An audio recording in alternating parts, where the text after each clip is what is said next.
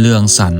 ท้าวบุญตกนรกท้าวบุญเป็นชายหนุ่มที่ใช้ชีวิตแบบประมาทบ่สนใจบาปบุญคุณโทษมื้อหนึ่งลาวได้เสียชีวิตกะทันหันด้วยกรรมอันหนักหน่วงลาวได้ถูกนำไปสู่ประตูนรกเมื่อท้าวบุญถึงประตูนรกลาวได้พบกับนายยมพิบาลที่หน้าตาโหดร้ายนายยมพิบาลได้เปิดบัญชีบาปของลาวซึ่งเต็มไปด้วยการกระทำที่บ่ดีท้าวบุญตกใจและหวาดกลัวเมื่อรู้ว่าตนเองจะต้องได้รับโทษอันแสนสาหัสท้าวบุญถูกนำตัวเข้าไปในนรกลาวได้เห็นภาพอันน่าหวาดกลัวของผู้ที่กำลังถูกทรมานด้วยวิธีต่างๆบางคนถูกไฟไหม้บางคนถูกแทงด้วยหอกและบางคนถูกต้มในหม้อทองแดงท้าวบุญรู้สึกเสียใจอย่างสุดซึ้งต่อการกระทำที่ผ่านมาของตนในขณะที่ท้าวบุญกำลังถูกทรมานเทวดาองค์หนึ่งได้ปรากฏตัวขึ้นเทวดาได้บอกลาวว่ายังมีโอกาสที่จะได้รับการอภัยโทษถ้าเจ้าสำนึกผิดอย่างแท้จริงและตั้งใจที่จะเฮ็ดความดีในชาติต่อไปท้าวบุญรู้สึกมีความหวังขึ้นมา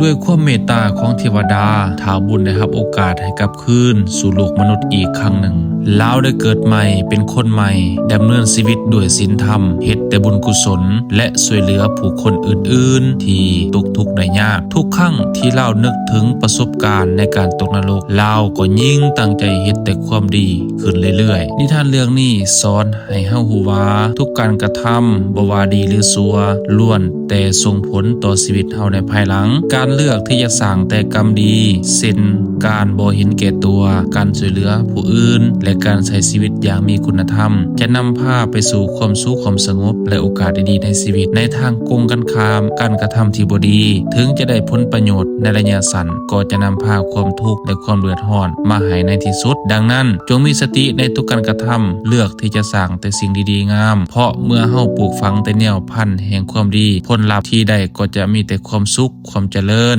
อย่าปล่อยให้ความโลภหรือความบ่ฮู้พาเฮาไปสู่ทางที่ผิดแต่จงเลือกสร้างแต่กรรมดีเพื่อชีวิตที่ดีงามตลอดไปขอขอบใจ